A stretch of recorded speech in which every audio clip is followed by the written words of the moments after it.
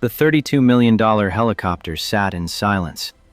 Steel walls threw back the sharp click of Armani heels on polished concrete. A rhythm like gunfire in the cavernous space where Diane Morrison stood, fury coiled tight in her chest. 3 years, $420 million, and not one successful flight past 8 minutes without the stabilization system tearing itself apart. 29 people filled the hangar in clusters, engineers gripping tablets, executives in pressed suits, military consultants with crisp uniforms creating a sea of expensive fabric and barely concealed panic. At the center of it all, under LED lights harsh enough to bleach shadows from corners, the AH-9 Phantom waited. Matte black composite surfaces absorbed light like a predator swallowing prey. Folded rotor blades suggested violence held in check.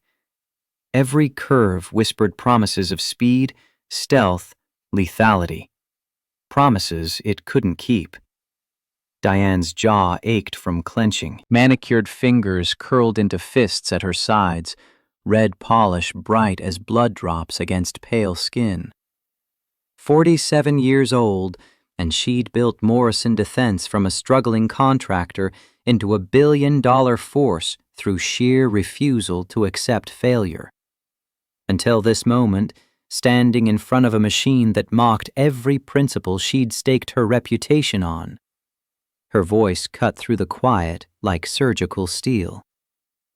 Someone explain how we're 3 years and $420 million into development, and this machine still can't stay airborne 10 minutes without the stabilization system failing. No one answered. Dr. Julia Brennan, lead engineer, brilliant and terrified, stared at her tablet as if the screen might offer escape. Colonel Sarah Brennan studied her boots with sudden fascination. VP Carter Webb discovered urgent business in the ceiling tiles. Diane turned to face Julia directly, each word precise as a scalpel cut. You assured me 6 months ago the recalibration would solve the oscillation problem. You stood in my office and promised a successful test by September. She let the silence stretch. It's December. Julia flinched, red hair catching the lights. The mathematics are sound, Diane. The theory, I don't pay you for mathematics. The words cracked like a whip. I pay you for results. The Pentagon has 5 other contractors circling this contract like sharks. They smell blood in the water. Our blood. Julia's shoulders hunched. If we had more time. Time? Diane's laugh held no humor. We burned through 17 months of extensions. Defense Department evaluation is in 6 weeks. 6. And we have a $28 million sculpture that flies like a drunk flamingo. Nervous chuckles rippled through the assembled staff. Diane's eyes flashed dangerous warning, and the laughter died. You think this is funny? You think your stock options will be hilarious when this company tanks? When you're explaining to your next employer why the biggest military contract in a decade went to Northrop instead of us? Carter cleared his throat with elaborate care. Diane, perhaps if we approach the stabilization from a different angle. The issue might not be the gyroscopic system itself, but the integration with, I don't want theories. Diane spun toward him. I want someone to get in that cockpit and fly this thing properly. Just once. One clean flight. That's all I need to show the Pentagon we haven't wasted their advance funding on an over-engineered paperweight. Colonel Brennan offered quietly. The test pilots have all reported the same issues. The oscillation creates vertigo. The controls are hypersensitive. Then get me better pilots! Diane was shouting now, that carefully cultivated corporate composure cracking like thin ice over deep water. Get me someone who isn't afraid of a little turbulence. This is supposed to be a combat helicopter facing hostile fire, not some wobbling carnival ride. She turned a slow circle, disgust naked on her face, as she surveyed the people she paid obscene amounts to solve problems they couldn't seem to grasp.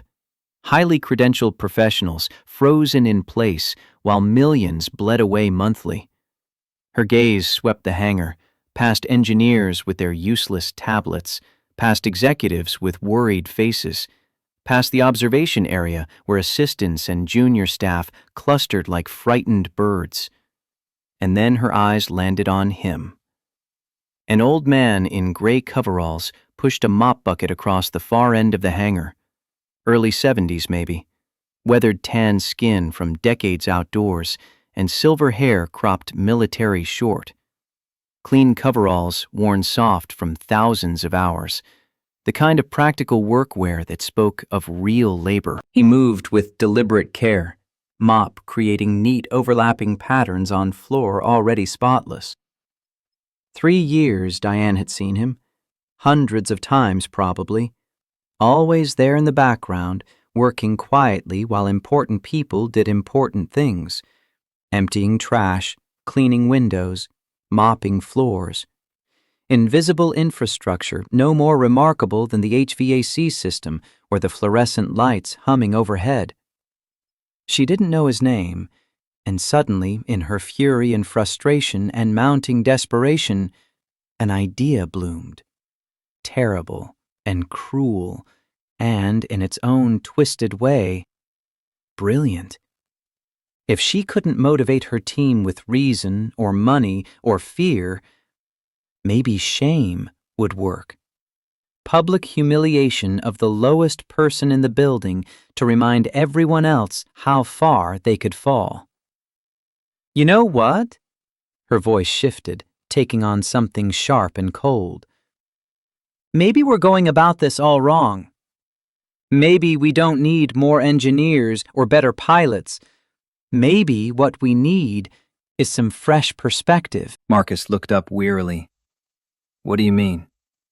Diane pointed across the hangar. Him, the janitor. What's your name? The old man stopped mopping, looked up slowly, those dark eyes calm and unreadable. For a long moment he didn't respond, as if he couldn't quite believe she was addressing him directly after 3 years of walking past like he was furniture. I asked you a question. Diane's tone carried edge now.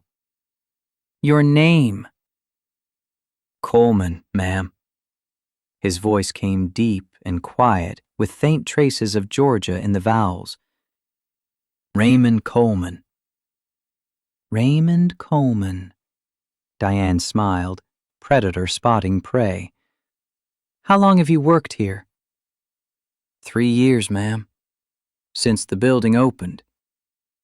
3 years. So you've been here since we brought the Phantom in.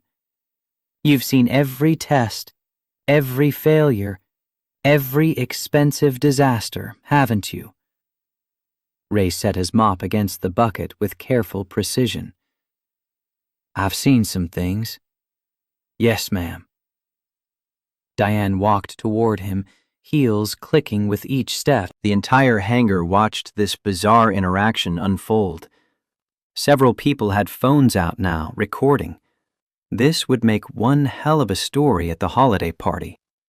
The Ice Queen CEO losing it on the janitor. Tell me something, Raymond. In your expert janitorial opinion, what do you think is wrong with our helicopter? Snickers erupted from the assembled executives. Carter Webb covered his mouth to hide a smile. Even Julia looked relieved that Diane's anger had found a new, harmless target. Ray looked at her steadily. I wouldn't know about that, ma'am. I just clean floors. Oh, but you must have some thoughts. You're here all the time. You probably know this hangar better than anyone. Better than our engineers, certainly, since they can't seem to solve a simple stabilization problem. Diane's voice dripped sarcasm. So please, share your wisdom with us. What would you do differently?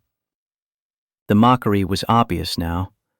Several people grinned openly. Someone whispered something, and laughter rippled through the group like wind through grass.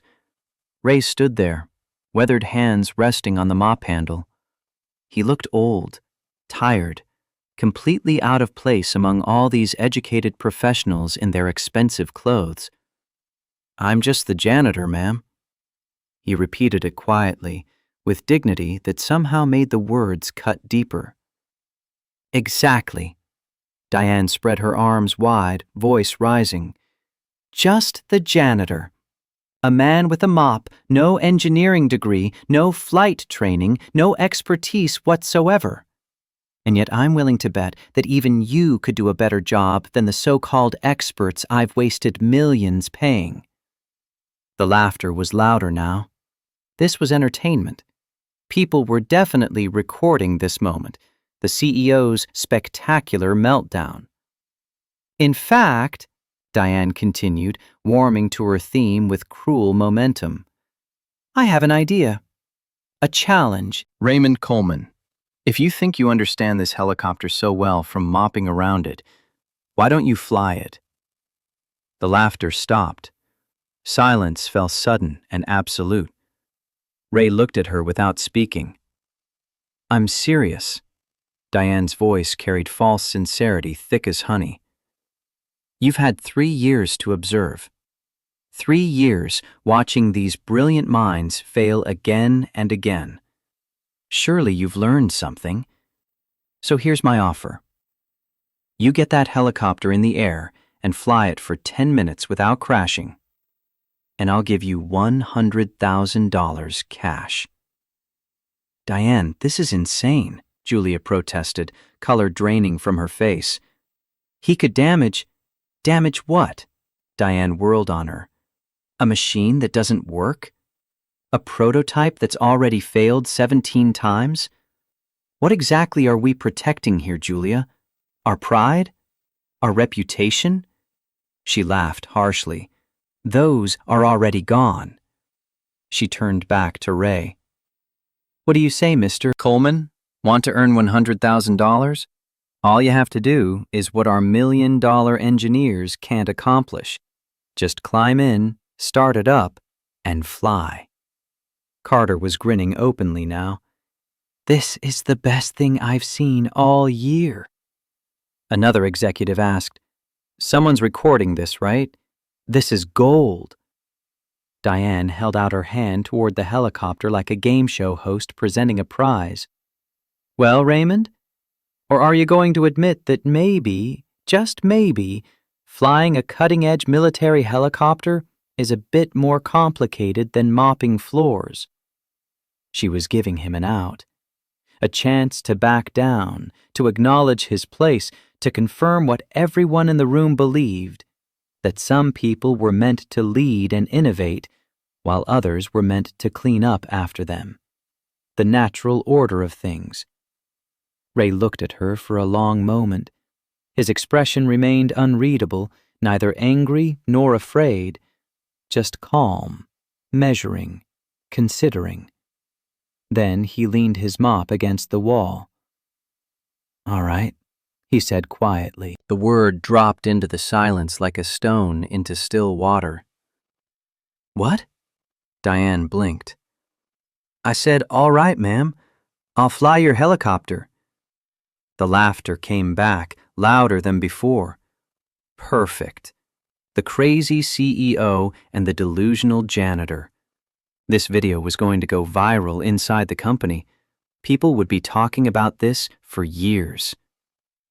"Raymond, buddy, I don't think you understand," Carter started. "I understand fine." Ray began walking toward the Phantom, his gait steady despite his age, shoulders straight.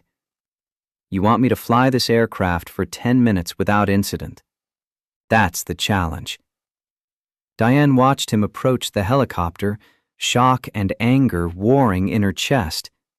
This wasn't how this was supposed to go. He was supposed to back down, to be humiliated, to make her engineers feel grateful they weren't him, to remind everyone that knowing your place mattered. "This is ridiculous," Julia muttered. We should stop this before... Before what? Diane snapped. Before he exposes himself as incompetent? Let him. Let everyone see what happens when you overestimate yourself. Maybe it'll be a lesson for all of us. But there was something in Ray's movements that was starting to bother her. He wasn't shuffling or hesitant. He moved with purpose, like a man who knew exactly where he was going and why. When he reached the Phantom, he didn't stop to gawk at it or look confused. He walked straight to the pilot side door and opened it with familiar ease. Has he opened that before? Colonel Brennan asked quietly. Someone offered, "He cleans in here?" Ray climbed into the cockpit, not struggled, not fumbled, climbed smoothly, efficiently, like someone who'd done it 1,000 times. He settled into the seat and reached for the harness. The 4-point harness clicked into place with practiced precision that made Diane's unease deepen. Someone should really stop this, Julia said, but she didn't move. Ray's hands moved across the control panel. Not randomly, not searching. He flipped 3 switches in quick succession: auxiliary power, main bus, fuel pumps, and the Phantom's systems hummed to life. Displays lit up. The main computer began its startup sequence with familiar chimes. How does he... Carter trailed off. Ray reached overhead and adjusted the collective pitch lever. Then he tested the cyclic, moving it through a small range of motion. His movements were economical, professional, the kind of efficiency that comes from muscle memory trained over years. Diane, Colonel Brennan's voice was sharp now. I think we should wait. Diane held up her hand. She was staring at Ray, really looking at him for the first time. The way he sat in the cockpit, the way his hands knew exactly where every control was, the calm, focused expression on his weathered face. This wasn't a janitor playing pretend. This was something else entirely. Ray pulled on the flight helmet that had been resting on the co-pilot seat. It fit perfectly.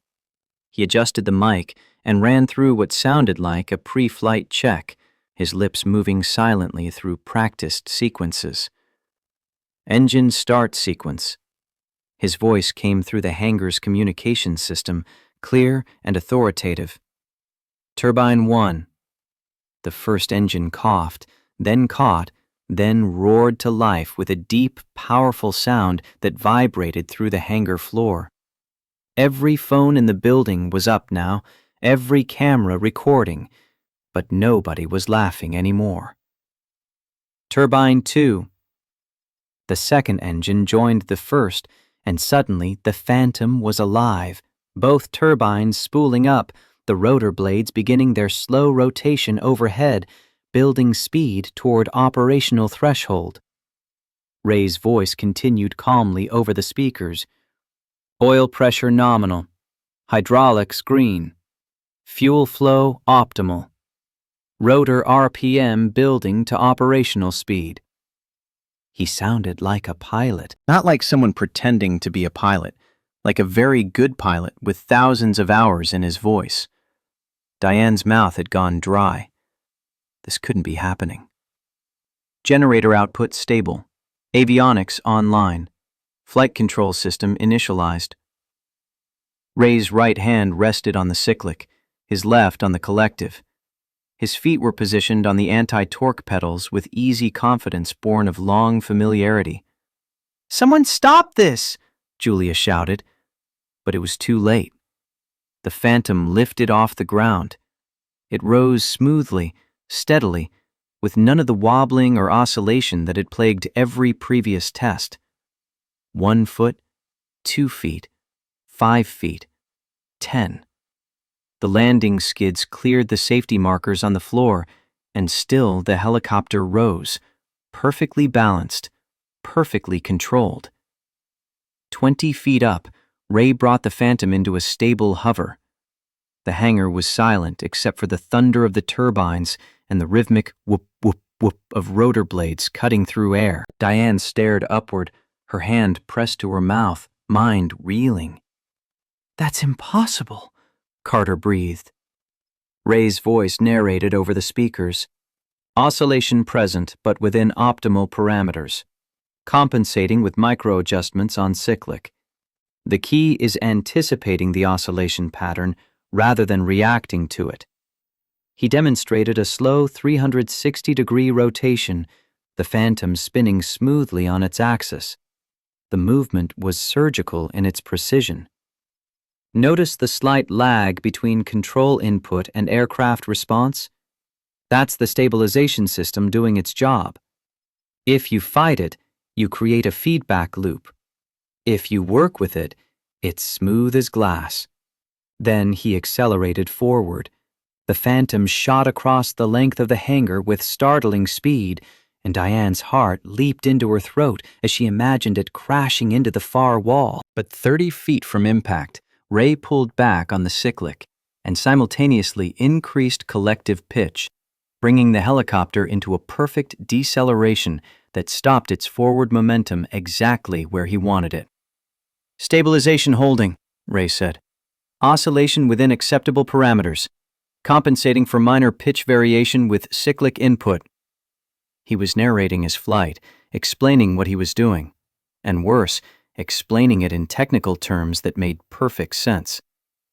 "Who is this guy?" Colonel Brennan demanded. Ray put the Phantom through a series of maneuvers that Diane had never seen before. Not from their test pilots, not from the military consultants, not from anyone. He executed a nose-down attitude change that sent the helicopter diving at a steep angle before pulling up smoothly. He performed a pedal turn using only the anti-torque pedals to spin the helicopter on its axis while maintaining perfect altitude.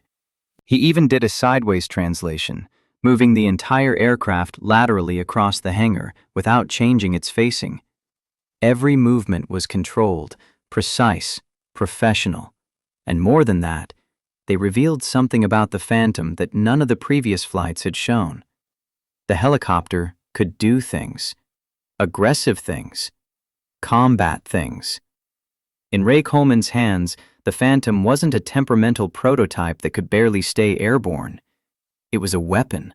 Fast, maneuverable, absolutely lethal looking as it carved through the air. "Look at the stabilization system," Julia said, eyes glued to her tablet.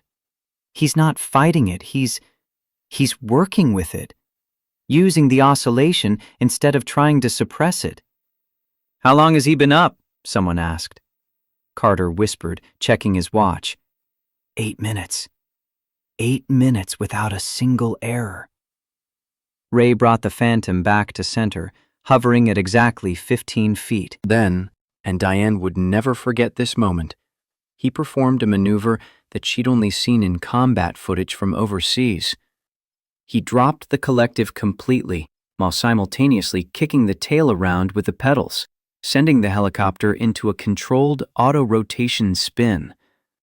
The Phantom descended rapidly, rotating on its axis, the maneuver designed to avoid ground fire while descending quickly to a landing zone. 5 feet from the ground, Ray arrested the descent with a perfectly timed collective pull, and the Phantom settled onto its skids as gently as a falling leaf. The engines wound down, the rotors began to slow, and in the sudden relative quiet, nobody moved, nobody spoke. Ray Coleman unbuckled his harness, removed his helmet, and climbed out of the cockpit with the same easy efficiency he'd shown climbing in. He walked back across the hangar floor to where his mop and bucket waited. Diane watched him approach, her mind trying to process what she'd just witnessed. Around her, 29 professionals stood in shocked silence, phones still recording, mouths hanging open. Ray picked up his mop. 10 minutes and 47 seconds, no incidents. Helicopters in perfect condition, same as when I started. He paused, those calm, dark eyes meeting hers. "Will that be cash or check, ma'am?" The question hung in the air. Diane's voice came out as barely a whisper. "Who are you?" Ray looked at her with those steel gray eyes that suddenly seemed to contain depths she'd never noticed before. Like I said, ma'am, just the janitor. Been cleaning floors for 3 years. Watching, listening, paying attention to things. No janitor flies like that. Colonel Brennan stepped forward, military bearing sharp with suspicion and something else, recognition. I've seen combat pilots with 20 years of experience who couldn't execute half those maneuvers. So I'll ask you again. Who are you? Ray was quiet for a moment. When he spoke, his voice was still calm, but there was something in it now, something that had been absent before. Weight. Authority. My name is Raymond Coleman, Colonel Raymond Coleman, United States Army, retired. 29 years of service. 5,200 hours flying attack helicopters in combat zones. Another 2,400 hours as a test pilot and instructor at Fort Rucker, Georgia. The silence in the hangar was so complete that Diane could hear her own heartbeat. I helped develop the flight control systems for the Apache Longbow, the Comanche prototype, and about 6 other platforms you've never heard of because they're still classified. Julia looked like she'd been slapped. Carter's grin had vanished. Every face in the hangar showed the same expression. Shock transitioning slowly to comprehension and then to dawning horror. Ray continued in that same factual tone, like he was reciting mission parameters.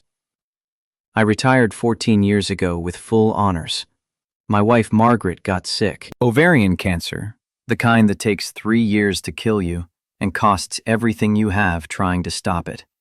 We burned through our savings in 18 months, lost the house in 2 years. By the time she died, I was $480,000 in debt from medical bills. His voice remained steady, matter of fact. Bankruptcy discharged $280,000. The remaining $200,000 was personal loans from military buddies. Moral debt you can't walk away from. I took this job 3 years ago because at 70 years old, with 6-figure debt and no collateral, this was what I could get. Night shift janitor, $18 an hour. Cleaning floors in a building full of people who looked right through me like I was furniture. The words landed like physical blows. Diane felt something cold settling in her stomach.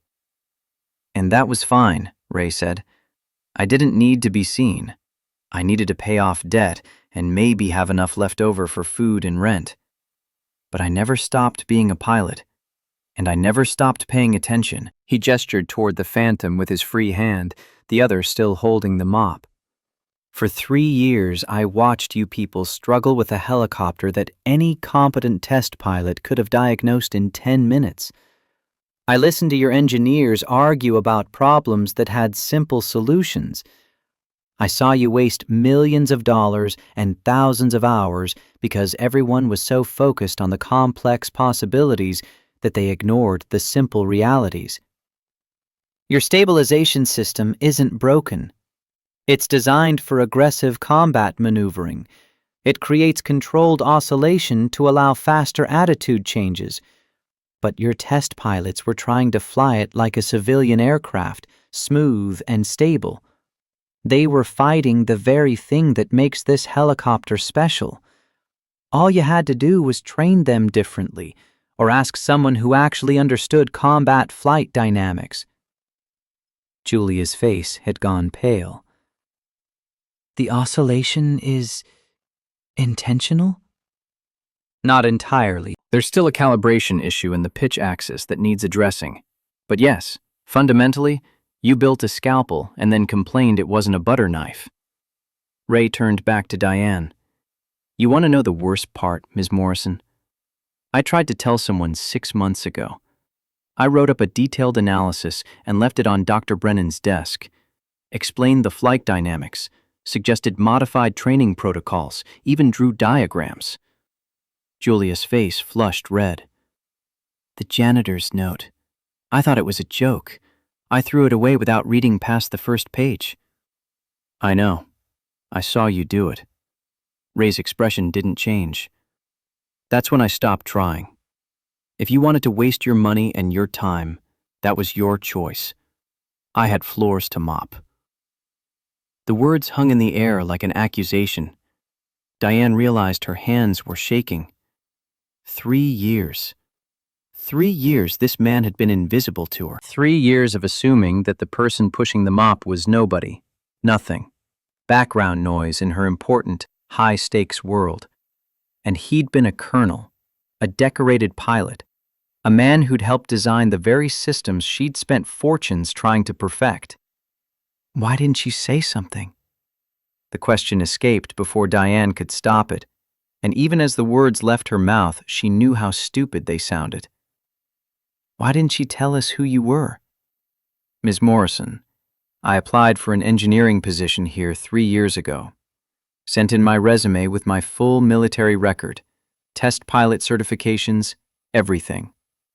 Your HR department rejected me without an interview. Diane's mouth opened, but no words came out. The feedback said I was outside the target demographic for technical positions.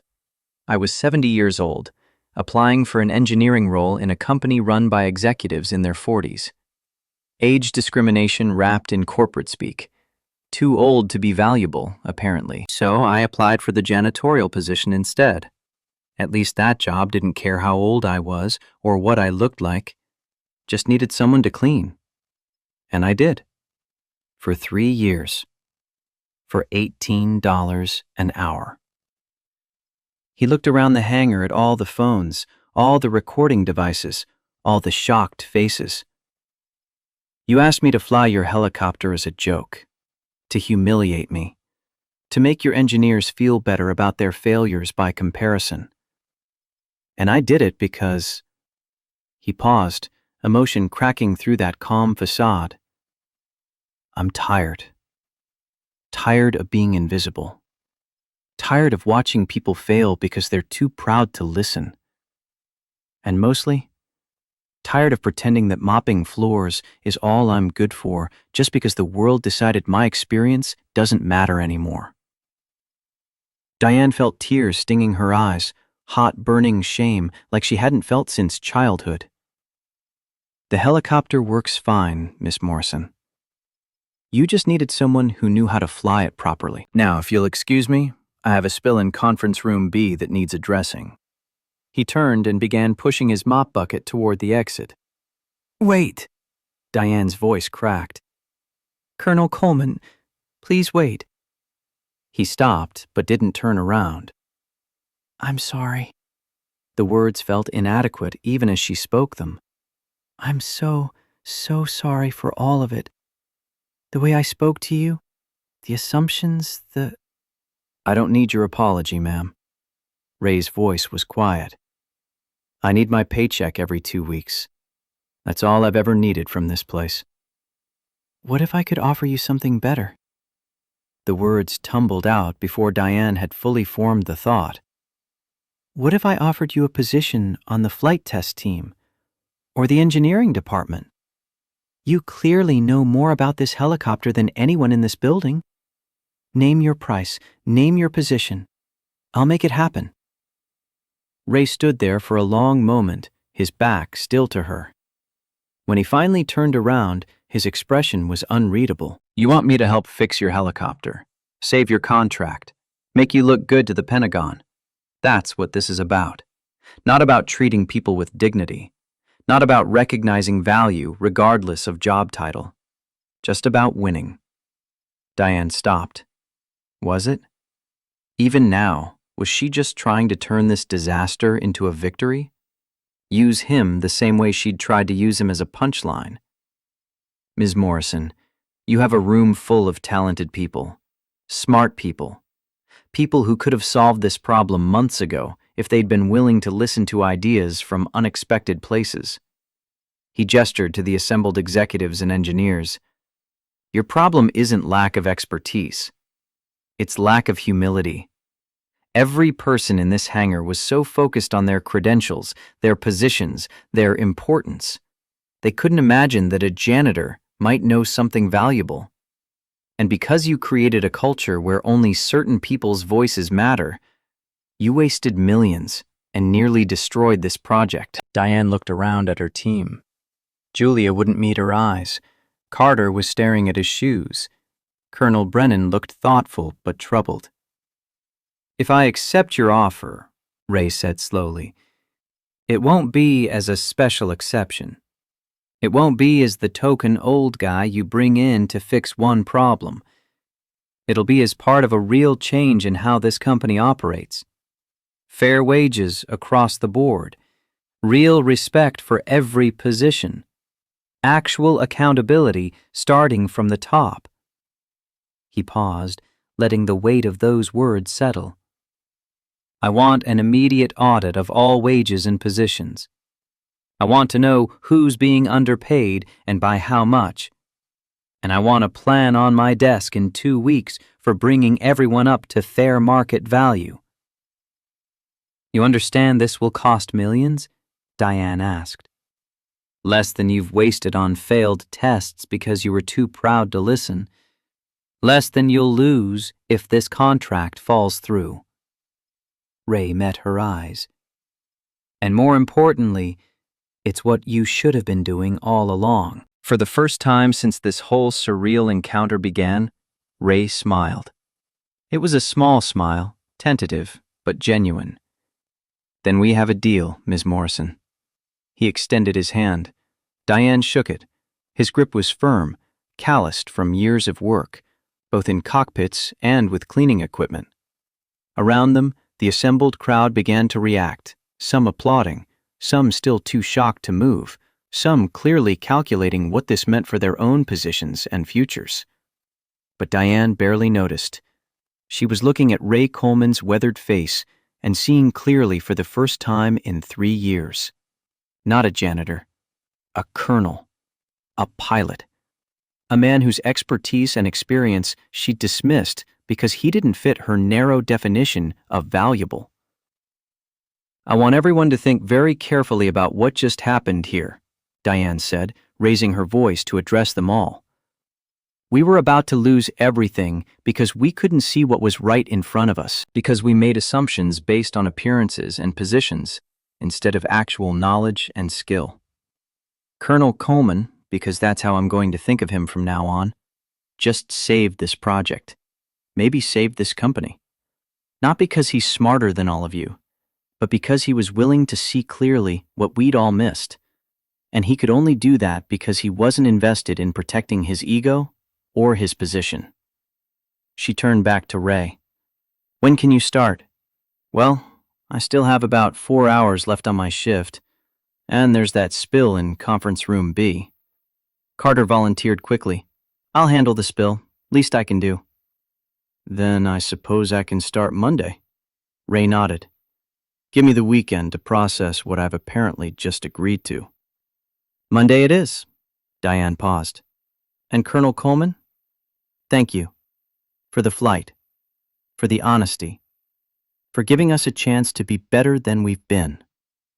"Just doing what needs doing, ma'am. Same as always." As the crowd began to disperse, phones still recording, minds still reeling, Diane stood alone near the Phantom and tried to process everything that had just happened. She'd come into this hangar planning to humiliate someone to motivate her team.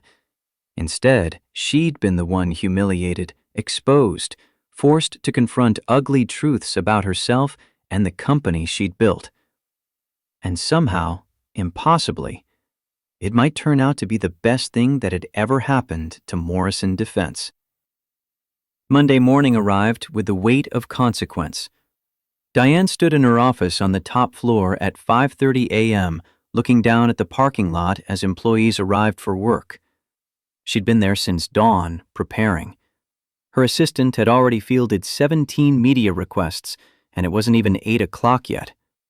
Her desk was covered with documents, employment contracts, budget revisions, a preliminary wage audit that had made her physically nauseous when she'd reviewed it at 2 in the morning. The disparities were worse than she'd imagined. Not just between executives and line workers, but within departments, between genders, between younger and older employees. She'd built this. Every inequity, every assumption, every structural problem could be traced back to decisions she'd either made or allowed. The intercom buzzed. "Ms. Morrison, Colonel Coleman is here." Diane took a breath. "Send him in." The door opened and Ray entered. He wasn't wearing coveralls anymore. Instead, he wore pressed khakis, a button-down shirt, and a blazer that looked like it had been purchased sometime in the previous decade, but was clean and well-maintained. He moved with the same quiet confidence, but now Diane could see it for what it was, the bearing of someone who'd spent decades in command. "Colonel Coleman," she extended her hand. "Thank you for coming in early." "Frank is fine, Miss Morrison." He shook her hand. "No need to stand on ceremony now." "Then call me Diane." She gestured to the chair across from her desk. "Please, sit. We have a lot to discuss."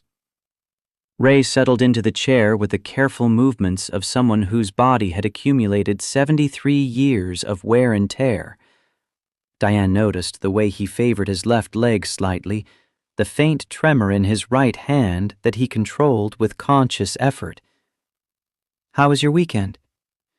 "Interesting. Got about 43 phone calls from people I haven't heard from in years. Apparently, the video made it to some military veteran forums." Ray's expression was dry. "Old pilots don't die. They just argue about flight dynamics on the internet."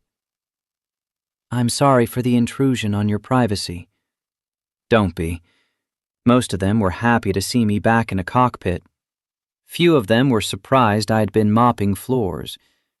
They know how the world works for old soldiers." He paused, something shifting in his expression. "Though I did get one call from my daughter. That was harder." Diane felt her chest tighten. "You have a daughter?" "Two daughters, actually, and a son.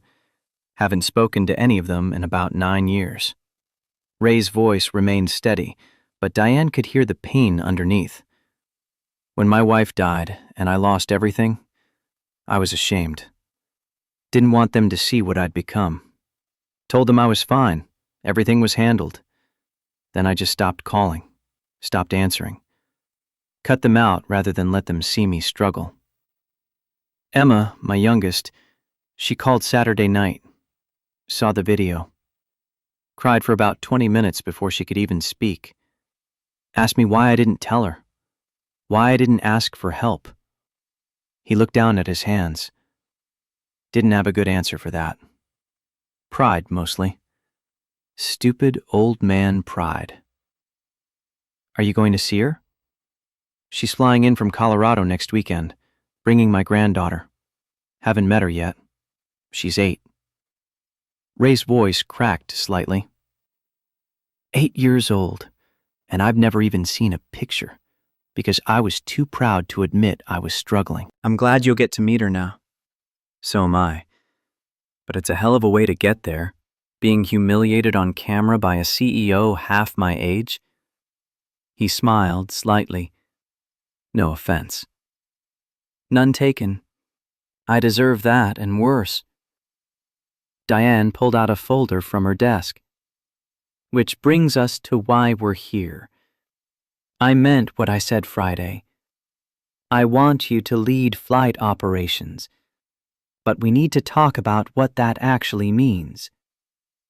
Ray leaned forward. "I've been thinking about that. You've got a good team, Diane, smart people. They just need direction and permission to fail." "Permission to fail?" "Your engineers are terrified of making mistakes. I watched them for 3 years, in every meeting, every test. Everyone was so worried about being blamed for problems that nobody wanted to try new solutions. That's not engineering. That's politics." Diane winced because it was true. She'd created an environment where failure was punished, where covering your ass was more important than solving problems, and it had nearly destroyed the company. How do we fix that? Start by changing how you respond to failure.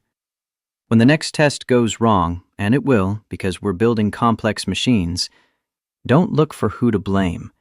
Look for what to learn. Make failure a data point, not a death sentence. Ray pulled out a small notebook from his blazer pocket. I made some notes over the weekend. Hope you don't mind. Not at all, please. Ray opened the notebook, and Diane saw pages of neat handwriting, diagrams, calculations. Your stabilization system needs 3 modifications. First, the pitch axis dampening is calibrated for smooth flight, but this aircraft is designed for aggressive maneuvering. We need to reduce the dampening coefficient by about 30% and retune the response curve.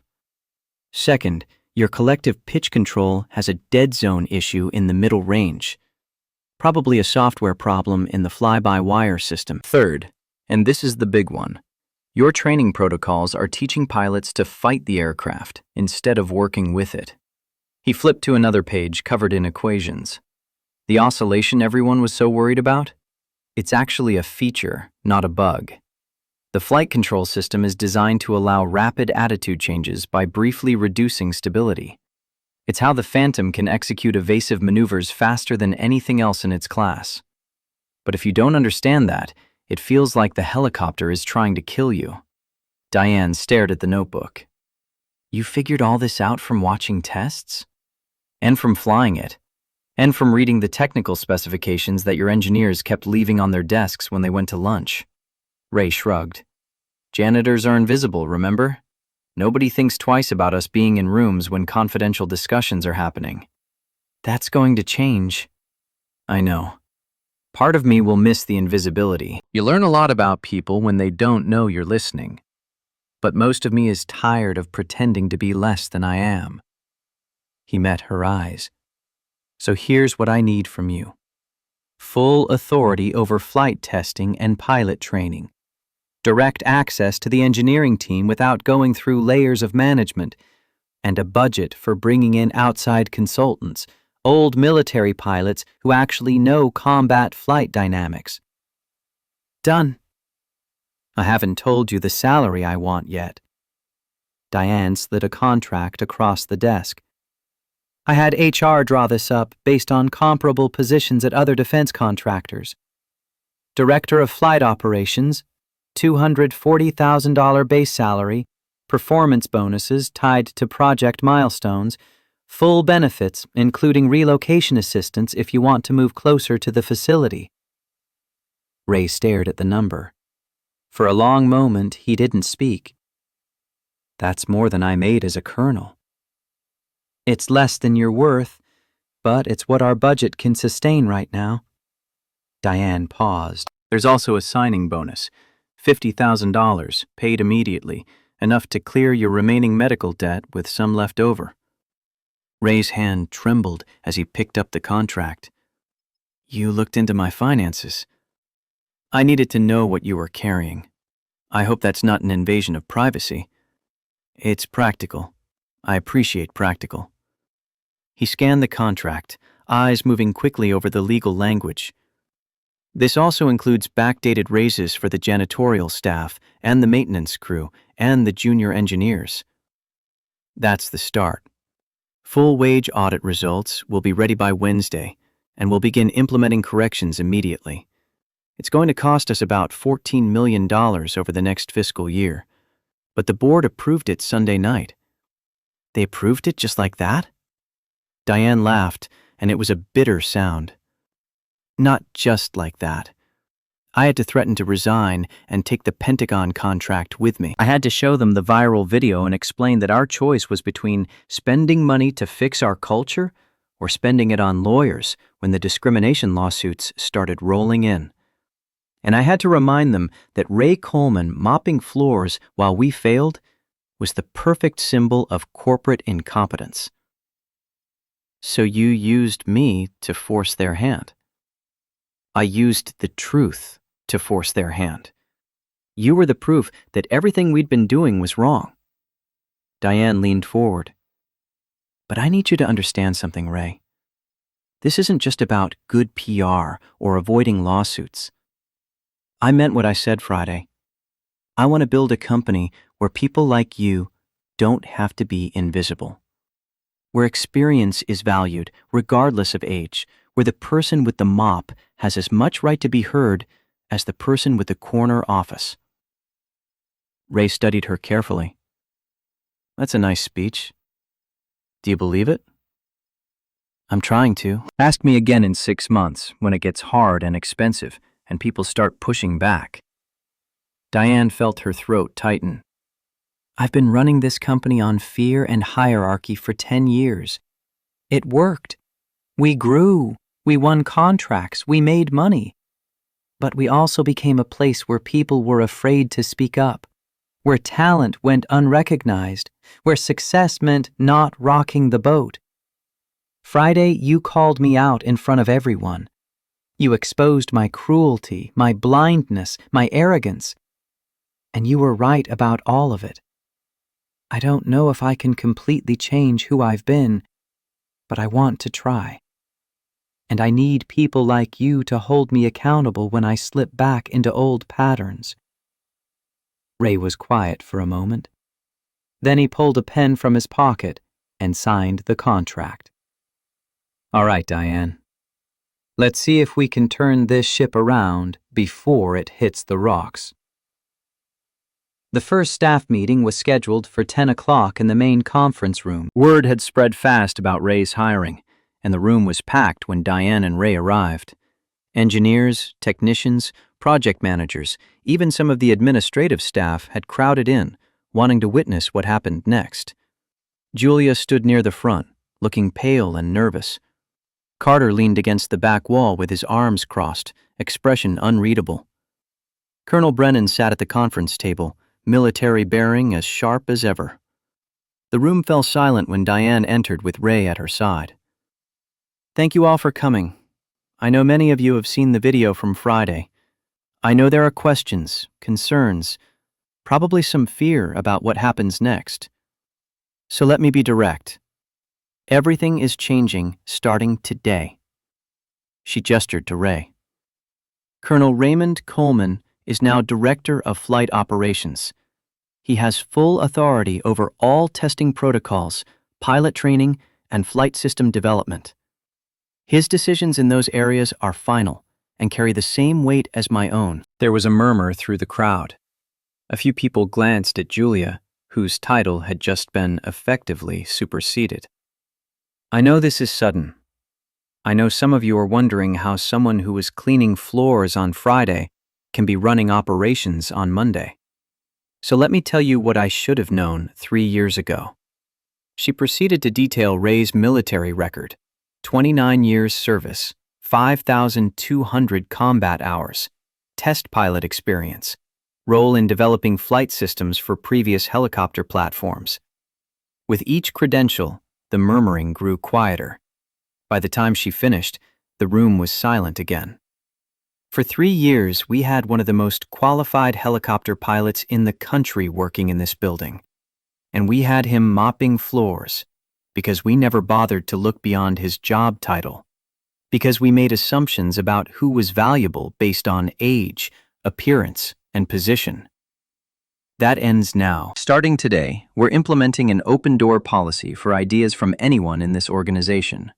I don't care if you're a senior engineer or you empty the trash cans. If you have an idea, a concern, or a solution, you bring it forward and it will be heard. Carter spoke up from the back. With respect, Diane, we can't evaluate every random suggestion from every employee.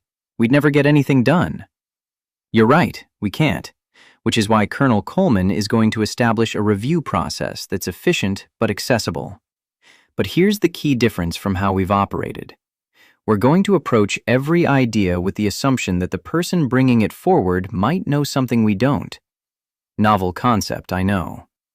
A few nervous laughs rippled through the room. Ray stepped forward. Let me be clear about something. I'm not here to replace anyone or make enemies. Dr. Brennan, your engineering is sound. Mr. Webb, your project management has kept us on track, even when the technical side struggled. Colonel Brennan, your military insights are invaluable, but we've all been failing because we stopped communicating honestly. Engineers were afraid to admit they were stuck. Pilots were afraid to report problems that might make them look incompetent. Management was so focused on appearances that they missed the substance. Julia found her voice. Colonel Coleman, with respect, some of us did raise concerns about the flight characteristics. I personally wrote 3 reports about the stabilization issues. I read them, all 3. They were technically accurate. They were also completely wrong in their conclusions. The room tensed. You approached the oscillation as a problem to be eliminated. You never considered that it might be intentional. And you know why? Because you were so invested in being right about your original design that you couldn't see alternatives. When that janitor, me, left a detailed analysis on your desk explaining the actual flight dynamics, what did you do with it? The room went silent. Everyone turned to look at Julia. Julia's face flushed. I didn't think it was credible. It was handwritten notes from someone with no credentials. No visible credentials. You never asked who I was or where my knowledge came from. You just assumed that because I pushed a mop, I couldn't possibly understand helicopter aerodynamics better than you. I made a mistake. Yes. And if I'm going to work here, we all need to be able to admit our mistakes without fear of being destroyed for them. Ray's voice softened. Julia, your work is genuinely good. The Phantom's design is brilliant. But brilliance without humility is just arrogance. And arrogance gets people killed when they're flying complex machines in combat situations. He turned back to the room. Here's how this is going to work. Tomorrow we're starting fresh flight tests. I'll be in the cockpit for the first 3 runs, demonstrating the proper technique. Then I'll begin training sessions for all our test pilots, showing them how to work with the aircraft instead of against it. Dr. Brennan and her team will observe and take notes. We'll identify the remaining technical issues, and yes, there are some, and we'll fix them together. What about the Pentagon evaluation? Someone called out. We've got 6 weeks, Colonel Brennan corrected, and they're sending a full evaluation team, 3 pilots, 2 engineers, an acquisitions officer. They're going to put the Phantom through every possible scenario. Ray nodded. Then we have 6 weeks to turn this prototype into a combat-ready platform.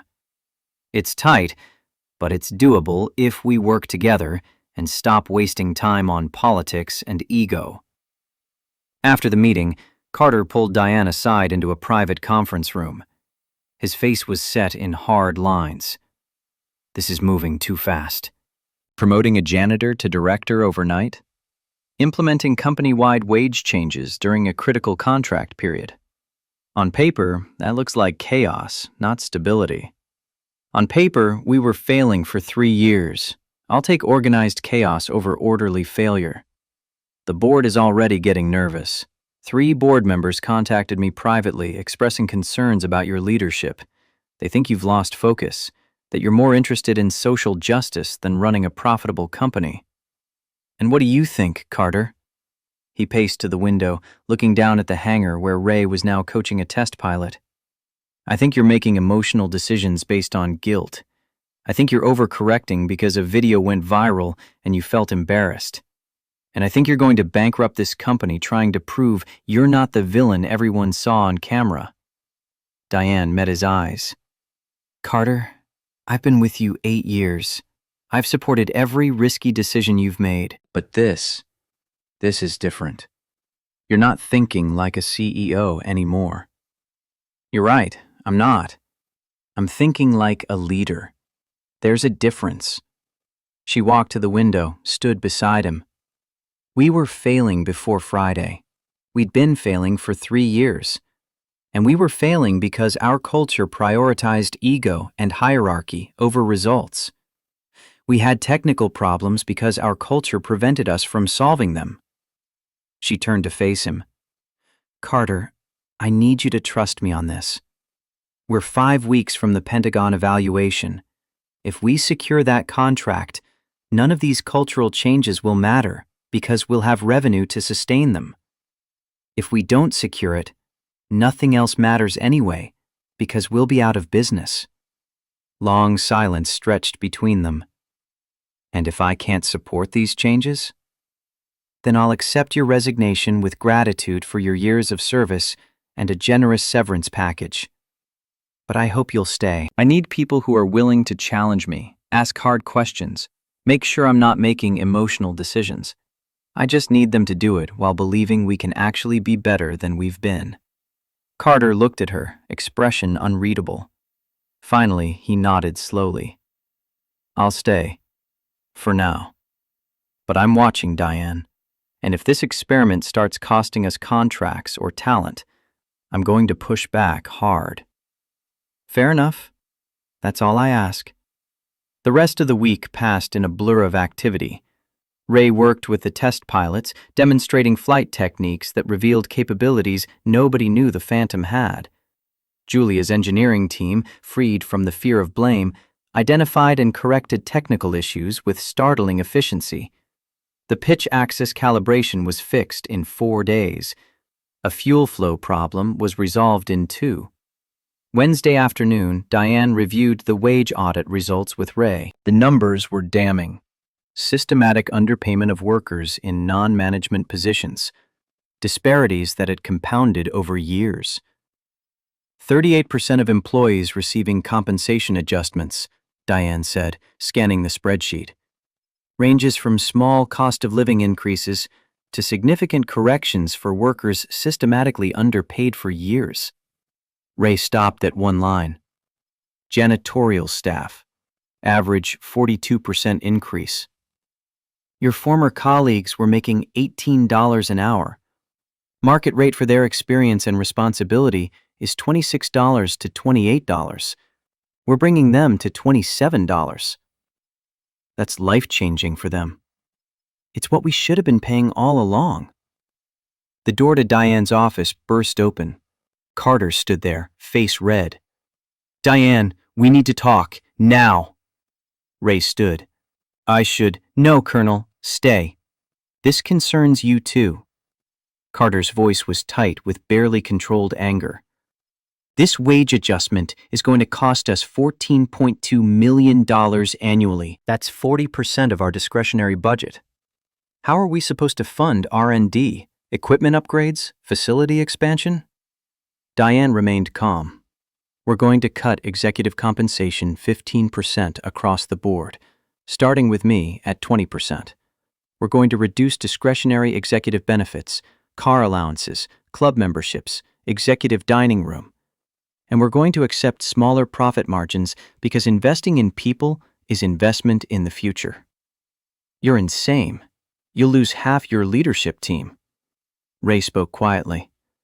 "Mr. Webb, may I ask you a question?" Carter turned, irritated. "What?" "What's your daughter's name? The one who just graduated college?" Carter blinked, surprised. "Madison. Why?" "Because I heard you on the phone with her last week. Heard you tell her you wished you'd spent more time with her growing up, that you regretted always prioritizing work over family." Ray paused. What if Morrison Defense became the kind of company where people didn't have to make that choice? Where they could do meaningful work and have lives? Where they weren't ground down by fear and 60-hour weeks and poverty wages? What if your daughter could work here someday and not have to sacrifice her humanity for her career? Would that be worth 15% of your salary? Carter stared at him for a long moment, then walked out without answering. Friday evening, Ray sat in his new office, modest, practical, with large windows overlooking the hangar. He was on the phone, and Diane could hear his voice from the hallway as she passed. "Yes, sweetheart. Saturday afternoon works. I'll pick you both up from the airport." "No, I'm not. I'm nervous as hell, Emma. I haven't seen Grace since she was born. What if she asks why I disappeared? What do I tell an 8-year-old about pride and shame and medical debt?" Diane knocked softly. Ray looked up, said into the phone, "I have to go. I'll call you tonight. I love you too." He hung up, wiped his eyes quickly. "Sorry, didn't mean to interrupt."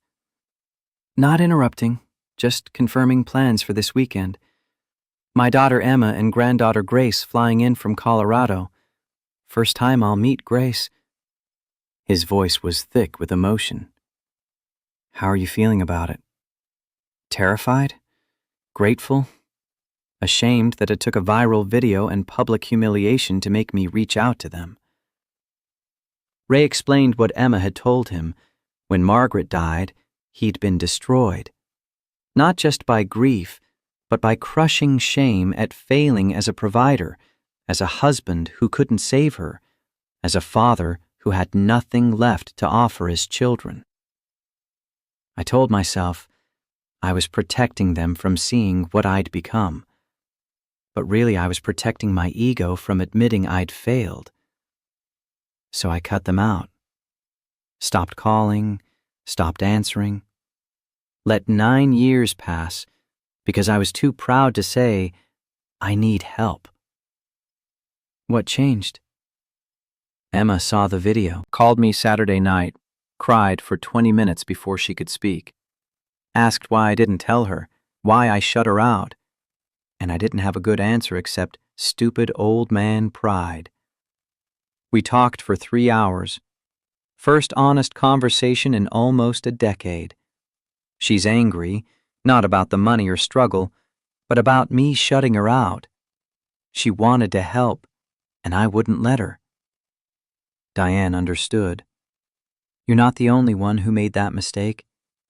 I've spent 10 years shutting people out too, just in a different way. Building walls with hierarchy and fear instead of distance and silence. We both forgot that asking for help isn't weakness." "No, it's not." Ray managed a small smile. "But it's hard to remember when you've spent your whole life being the strong one." Saturday morning, Diane watched from her office window as Ray waited in the airport arrival area. She'd come into work and saw his car in the lot. At 7 o'clock, a flight from Denver landed. Ray paced nervously in civilian clothes, the same pressed khakis and blazer, hands fidgeting with anxiety she'd never seen in him before. Emma appeared first, 44 years old, Ray's eyes and quiet strength of an elementary school teacher. Beside her, Grace, 8 years old, Ray's steel gray eyes and eager smile, taking everything in with wonder. Ray saw them and froze for a moment. Then he knelt down to Grace's level. Diane couldn't hear the words but saw the interaction unfold.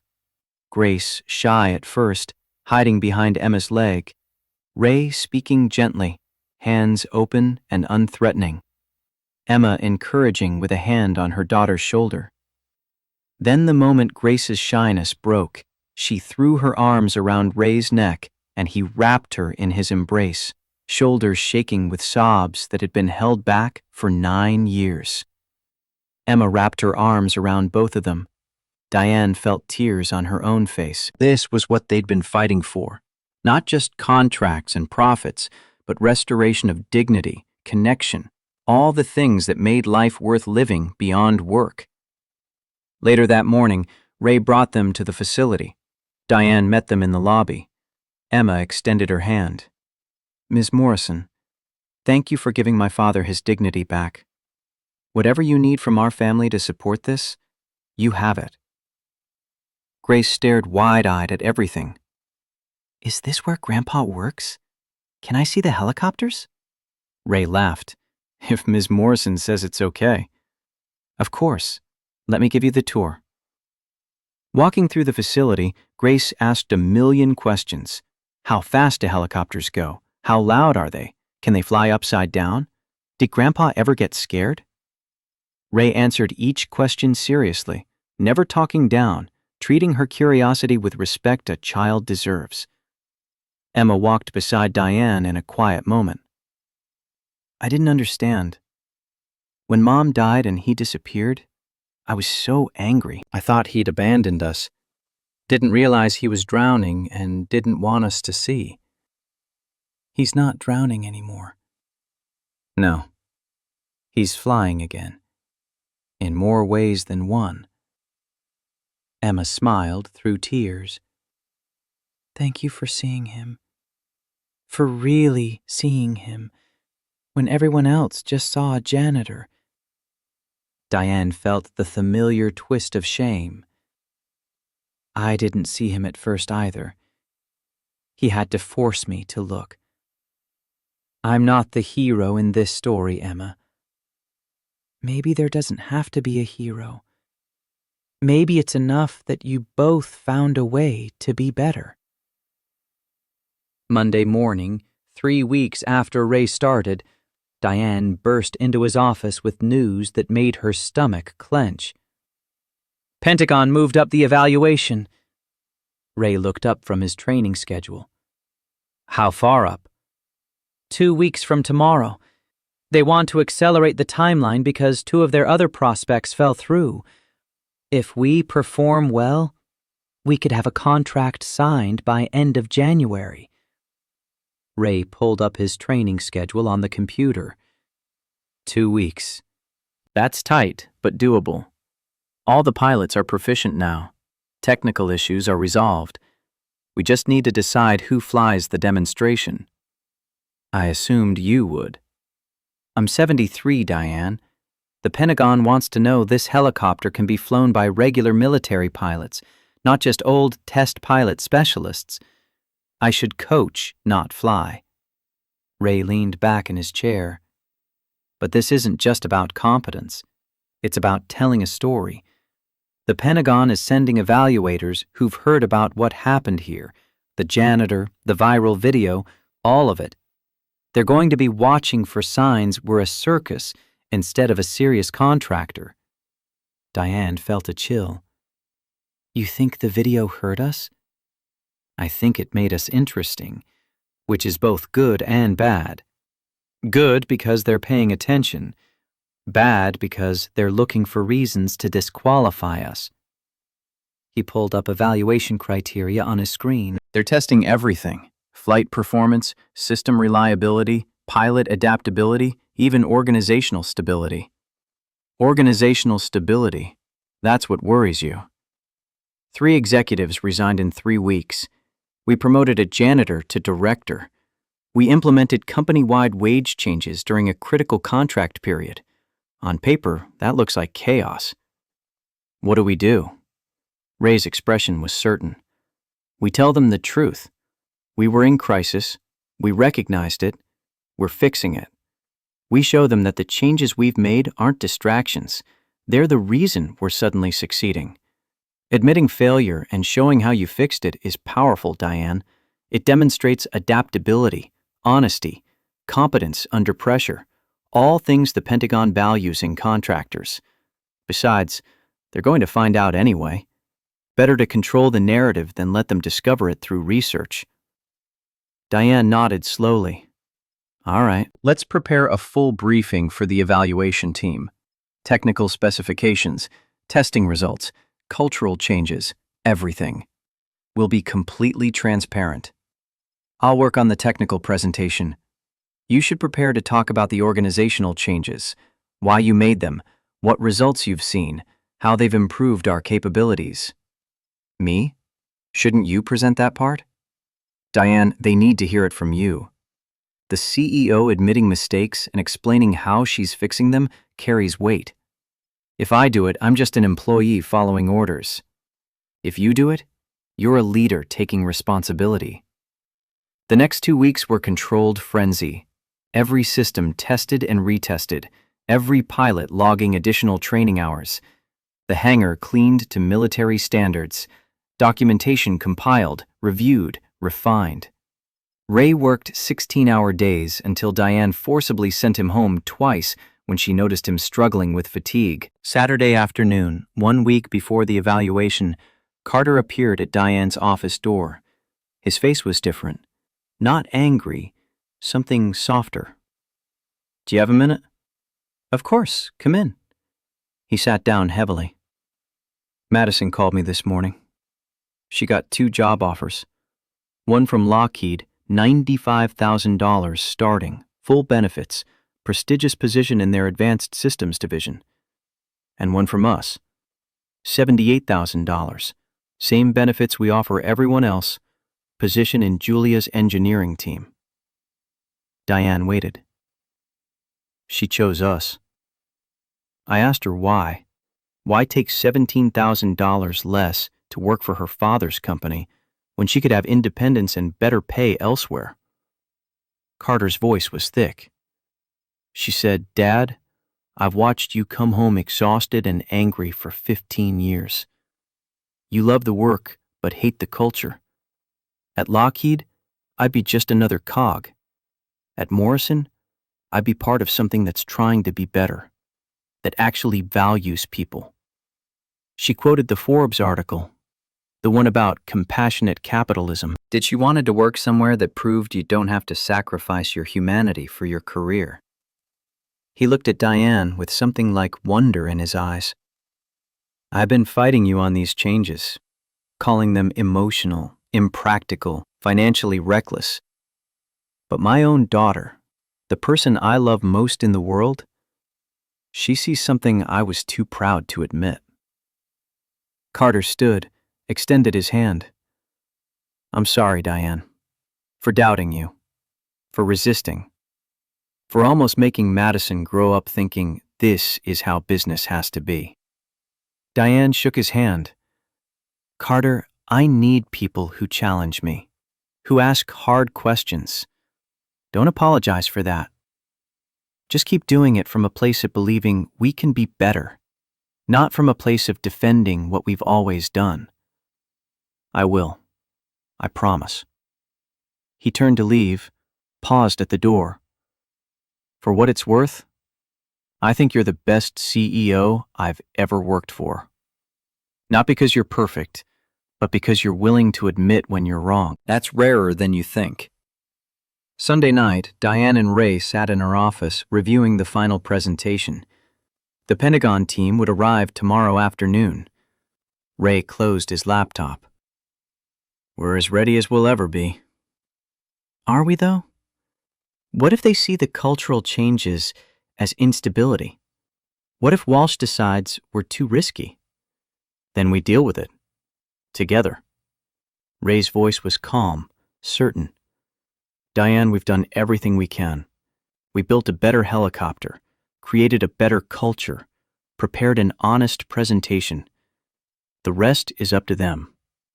Sometimes the bravest thing you can do is trust that you've done enough. 3 black SUVs with government plates pulled into the Morrison Defense parking lot at exactly 1 p.m. Monday afternoon. Diane stood beside Ray at the facility entrance, watching as 6 people emerged, 3 in military flight suits, 2 in business attire, 1 older man in a suit that screamed senior Pentagon official. Colonel Brennan stepped forward to make introductions. Ms. Morrison, Colonel Coleman, this is Brigadier General Thomas Walsh, head of the Acquisition Committee. Walsh was early 60s, with steel gray hair and an assessing gaze that missed nothing. His handshake was firm, measuring. I've heard quite a bit about you both, some from official reports, some from a very interesting video that's been circulating. Diane's stomach dropped, but Ray remained calm.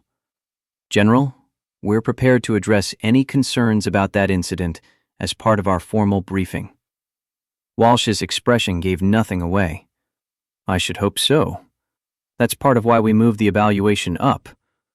Needed to see firsthand if Morrison is a stable operation or a publicity stunt. But first, let's see this helicopter everyone's talking about. I want a full technical briefing, then we'll move to flight demonstrations. The conference room felt smaller, with the Pentagon team filling it. For the next 2 hours, Diane watched her people perform under the most intense scrutiny of their professional lives. Julia led the technical presentation with quiet competence, walking through design specifications, testing protocols, performance data. The Pentagon engineer's skepticism gradually shifted to genuine interest as she demonstrated mastery of every system. Ray explained the flight control philosophy with the kind of authority that came from decades in cockpits and testing facilities. He was clear, concise, utterly credible. This wasn't someone pretending expertise.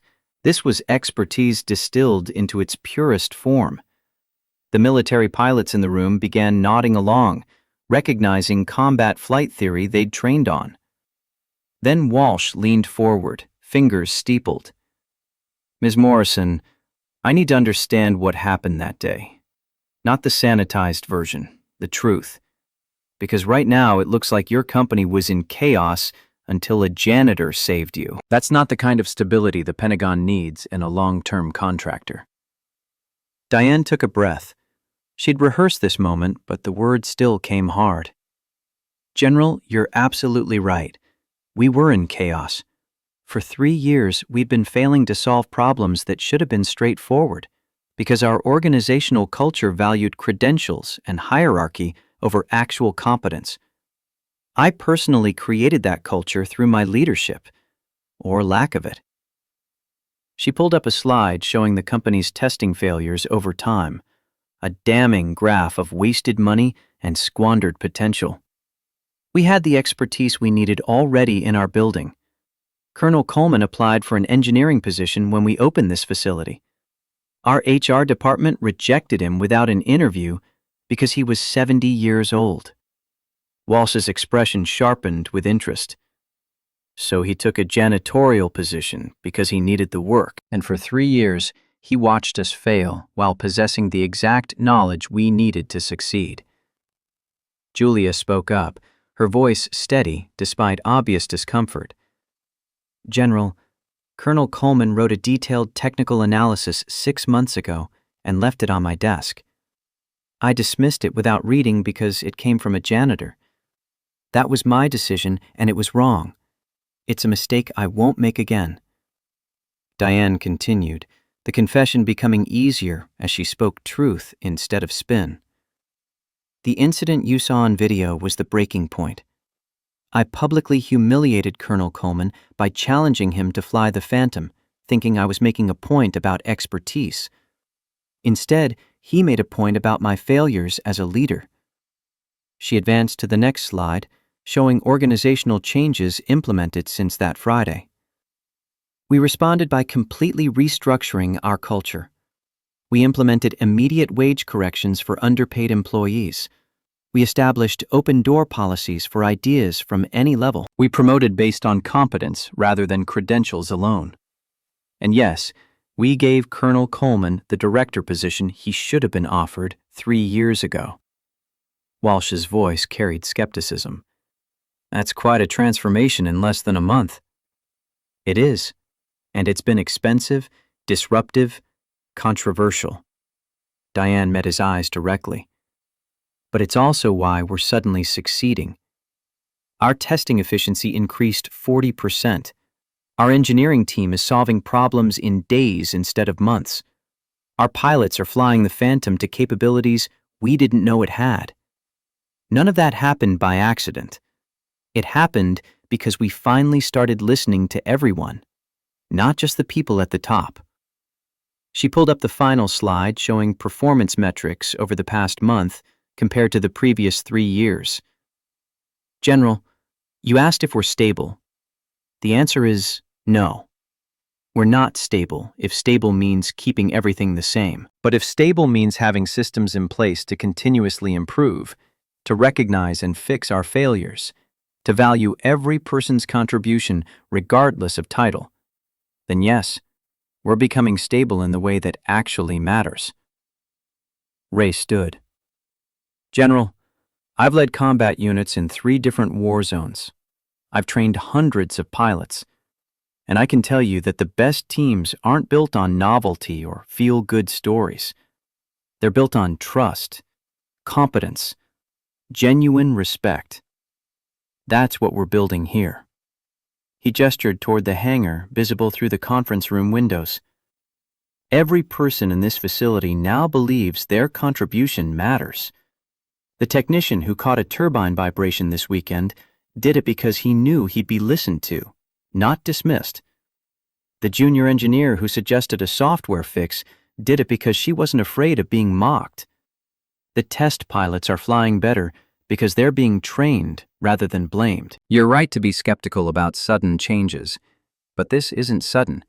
It's 3 years of problems finally being addressed by people who care enough to fix them. And yes, it took a dramatic moment to catalyze the change. Sometimes that's what it takes to break through institutional inertia. Walsh was quiet for a long moment. Finally, he stood. All right. I appreciate the honesty. Now let's see if the results match the rhetoric. I want to see this helicopter fly. And I want to see it flown by military pilots, not just your experts. The hangar floor became an arena. Walsh had brought 3 Pentagon pilots who would test the Phantom through every scenario imaginable. High-speed maneuvers, rapid altitude changes, simulated combat situations, emergency procedures.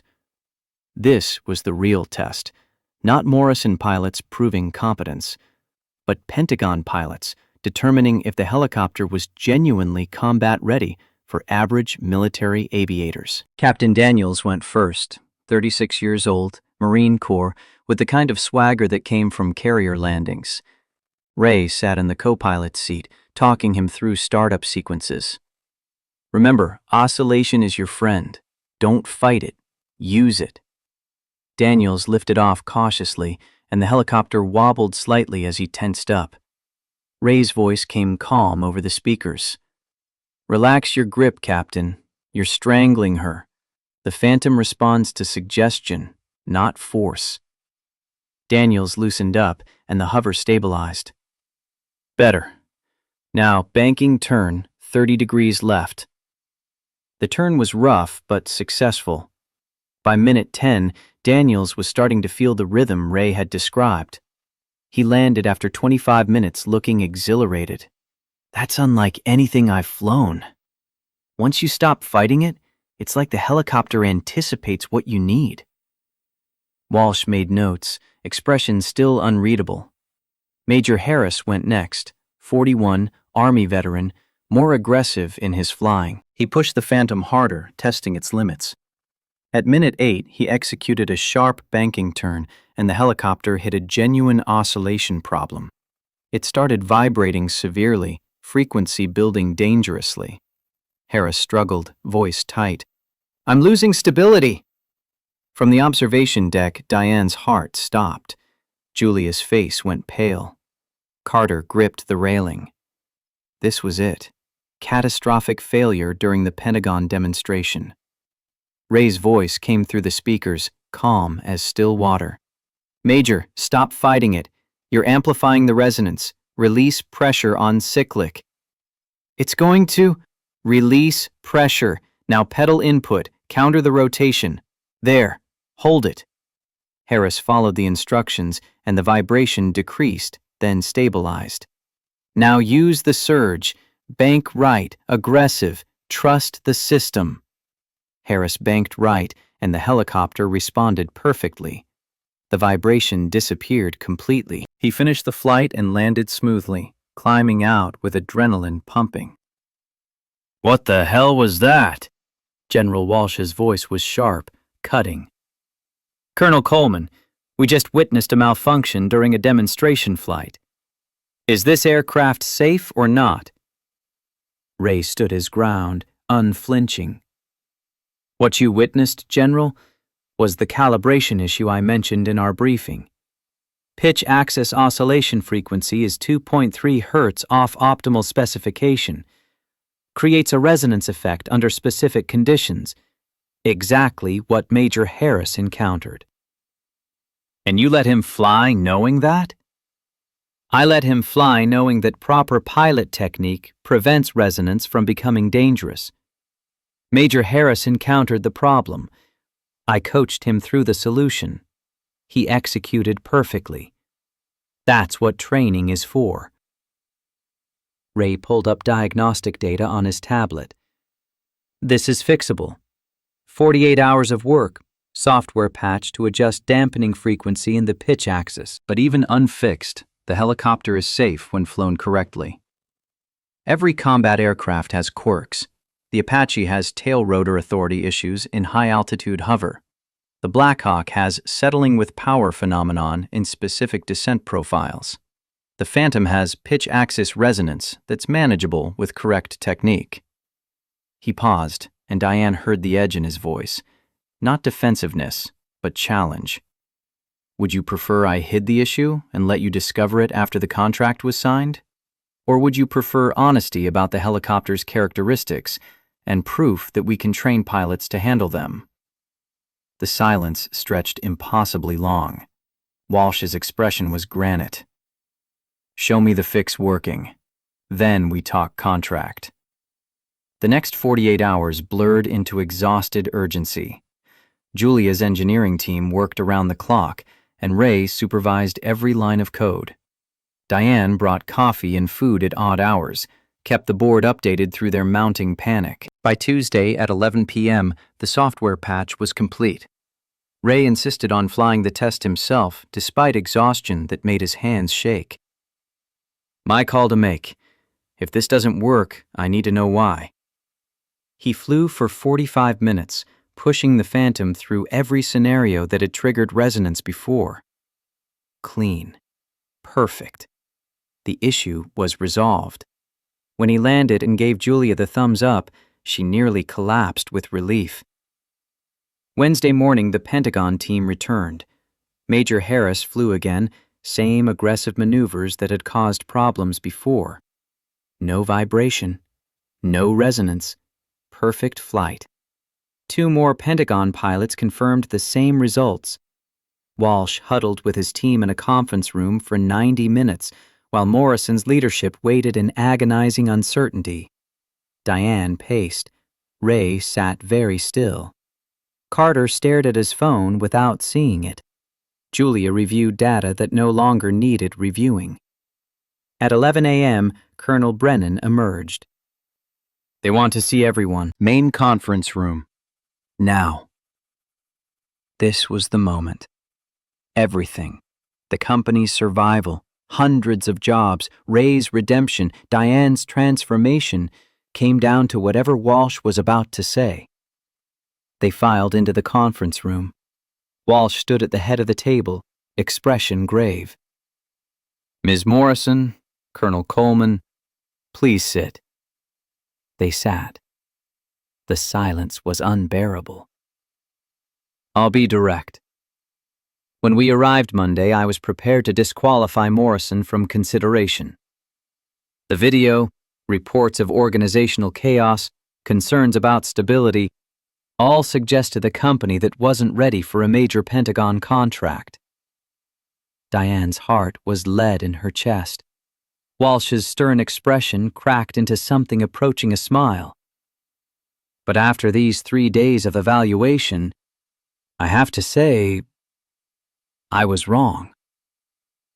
The words hung in the air like grace.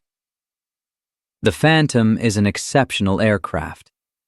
More importantly, the team behind it is exceptional. The technical competence, the flight performance, the systematic approach to problem solving, everything we saw demonstrated a contractor we can trust.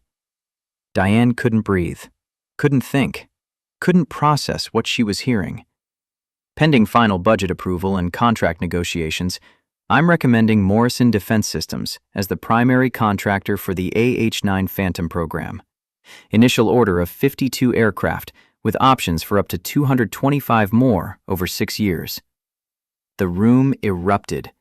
Julia let out a whoop. Carter actually smiled, genuinely smiled, for the first time in weeks. Ray sat very still, eyes closed, weathered tan hands pressed flat on the table. Diane found her voice through the shock. General, thank you. Thank you for giving us this chance. Thank your team. They earned it. Walsh extended his hand. Congratulations, Ms. Morrison.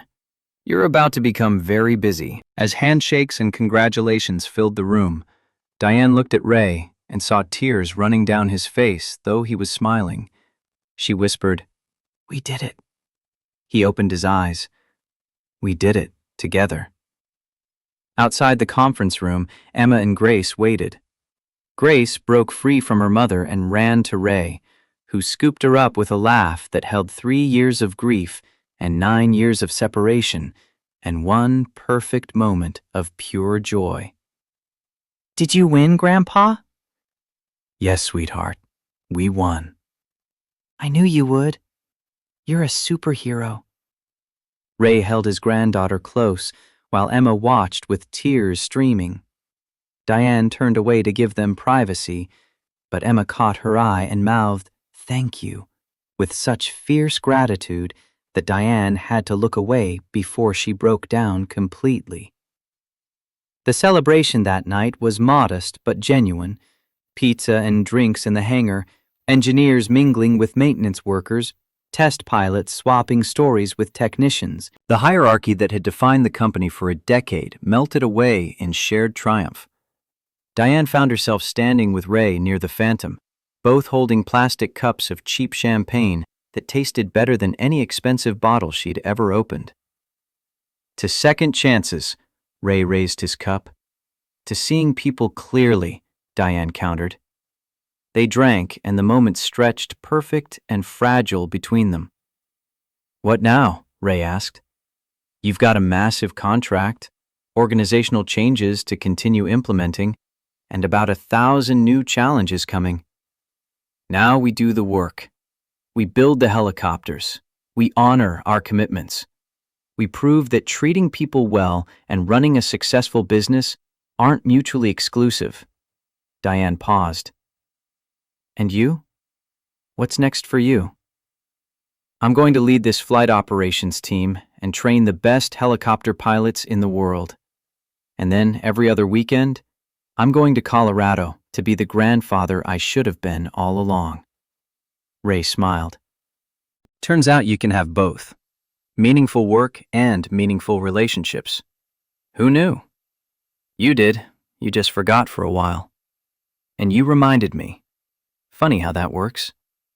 6 months passed in the kind of productive intensity that comes when people actually care about their work. The first Phantoms were delivered ahead of schedule and performed flawlessly in initial field tests. The Pentagon exercised its option for 20 additional aircraft. Stock prices climbed as investors recognized the company's strengthened position. But the real transformations were quieter, more personal. Marcus, a junior engineer who'd been afraid to speak in meetings, now led design reviews with confident expertise. The janitorial staff, Ray's former colleagues, earned living wages, and 3 had taken advantage of education benefits to train for technical positions. 2 now worked as aircraft technicians. Diane stood in the expanded hangar on a June morning, watching 3 Phantoms in various stages of assembly. The space hummed with collaborative energy that would have been impossible 6 months ago. Julia appeared beside her with a tablet. "We're actually ahead of schedule. First delivery set for 3 weeks from now. We'll beat that by at least 6 days. How's the team holding up?" "Better than expected. Morale is highest I've ever seen it. Turnover down to almost nothing. We've only lost 3 people in 6 months, all to retirement." Julia looked up from her tablet. "You know what's interesting? Productivity increased even though we reduced mandatory overtime and improved work-life balance. Turns out rested, happy employees work more efficiently." "Imagine that." Diane's tone was dry. "Revolutionary concept." Quarterly financials came in this morning. Despite the wage corrections and benefits improvements, our operational costs are down 9% from last year. How is that possible? Efficiency gains mostly. When people aren't afraid to report problems early, we catch and fix issues before they become expensive disasters. When everyone feels ownership of the project, they're more careful with resources. And when we're not constantly recruiting and training replacements for people who quit, we save massive amounts on HR costs. That afternoon, Diane found Ray in his office on a video call. Through the window, she could see Emma and Grace on the screen. "Yes, sweetheart, I'll be there for your birthday. Wouldn't miss it. Tell Grace I'm bringing something special. No, not a helicopter. Something better." They laughed, and he hung up, seeing Diane in the doorway. "Sorry, planning trip to Colorado next weekend. Grace's 9th birthday." "How are things with Emma?" Ray's face softened completely. "Good. Really good. We talk 3-4 times a week now. I've been out to visit twice. She's been here once. We're rebuilding what I broke." Slowly, but it's happening. His voice grew thick with emotion. "Grace asked me to walk her to school last time I visited. Just walk her to school. Like it was the most natural thing in the world. Like I'd always been there. And I did. And it was the best morning of my life. Better than any combat mission, any test flight, any award or recognition. Just walking my granddaughter to school." 2 years after the viral video, Diane stood before nearly 400 employees filling the expanded facility. She looked out at faces she now knew by name, not just executives and engineers, but maintenance workers, administrative staff, security guards, everyone who made the company function. 2 years ago, we were failing, not just technically, but morally. We built a culture where some people mattered and others didn't, where titles meant more than talent, where we valued credentials over character. She showed the photo of Ray in coveralls, mop in hand. "And then, one Friday afternoon, I made a terrible mistake. I publicly mocked this man. I challenged him to fly a helicopter as a joke, thinking I was making a point about expertise. Instead, he made a point about my failures as a leader. Colonel Raymond Coleman accepted my cruel challenge, and in doing so exposed everything wrong with how we operated." The room was silent, riveted by a story everyone knew but needed to hear told this way.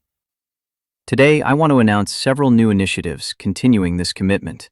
She listed them: the Raymond Coleman Scholarship Fund for full tuition assistance, profit-sharing programs, innovation funds where any employee could submit ideas and receive resources regardless of position. These changes represent millions of dollars of investment. Some will say it's too much, that we're being naive, that we're not maximizing shareholder value. To those people, I say this: we're maximizing human value, and in the long run, that creates more sustainable profit than any short-term cost-cutting ever could. She looked directly at Ray in the front row.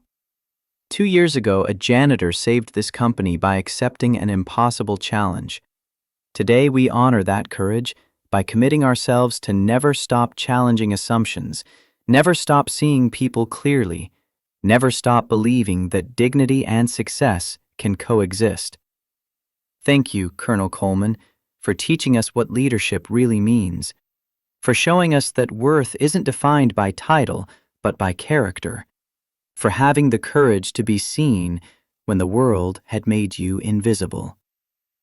The entire room stood, applauding.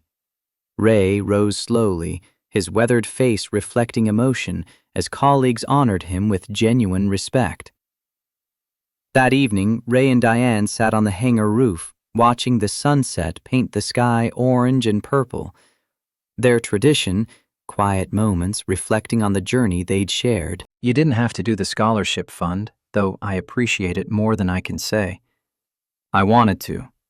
Because the problem you faced, having expertise but being dismissed because of age or circumstance, it's not unique to you.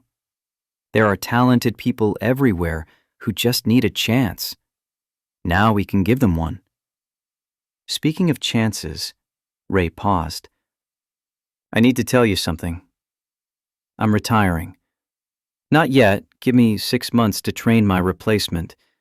But by next summer I'll be stepping back, letting the next generation take over." "Are you sure? You're only 75. Ray laughed. "Only 75. That's funny coming from the person who once called me an old man with a mop. I'm sure. I've still got things to teach, pilots to train, but I want more time with family. Emma's talking about moving closer, maybe Seattle. Grace wants to learn to fly when she's old enough. I want to be there for that, really there, not working 18-hour days and seeing them on weekends. You've earned it, more than earned it. What about you? You've built something remarkable here. What's next for Diane Morrison? I want to scale this model, show other companies it works, maybe start consulting, helping other organizations transform their cultures.